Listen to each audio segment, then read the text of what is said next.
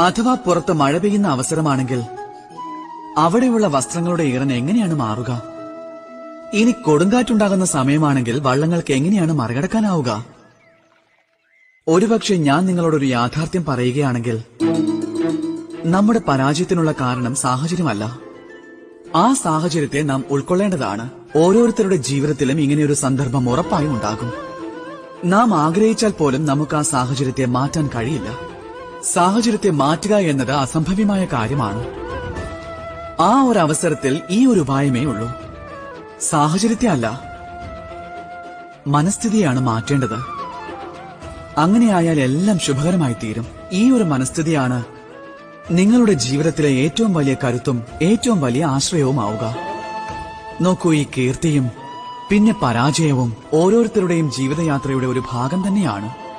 പക്ഷെ നിങ്ങളേവരും നിരന്തരം പരിശ്രമിച്ചുകൊണ്ടേയിരിക്കണം. പരാജയത്തിൽ നിന്നും ഉറപ്പായും മുന്നോട്ടു പോകേണ്ടി വരും, എന്നാലേ വിജയം പ്രാപ്തമാകൂ.